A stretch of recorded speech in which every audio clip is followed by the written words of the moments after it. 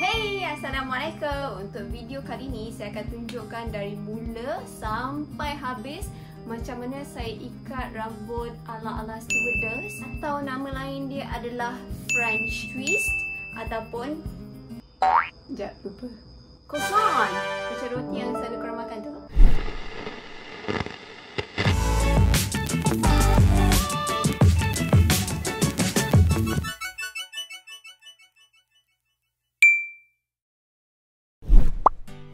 Sikat rambut jenis tail comb, bobby pins, a lot of it, hair slide, hairspray, gel rambut.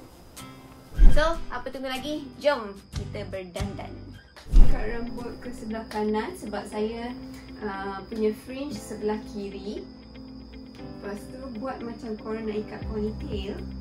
Go as slow as you can.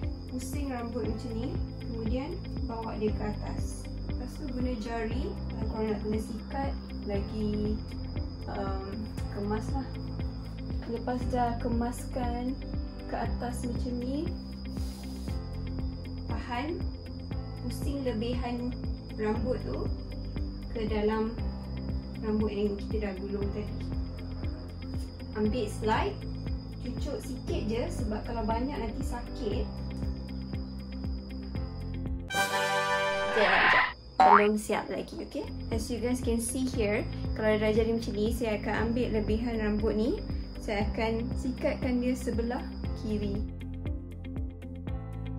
Guna hujung sikat untuk tinggikan volume rambut tadi.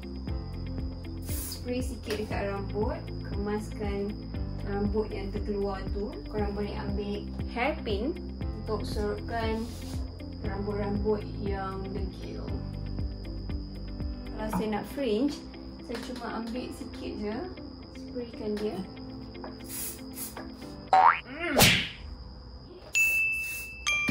So baru. Tada! Dah siap dah rambut ala-ala stewardess, aka croissant, aka fringe twist, lagi apa lagi. So ya, begitulah cara-cara untuk korang ikat rambut style ni. Korang yang dekat rumah, apa tunggu lagi? Selamat mencuba.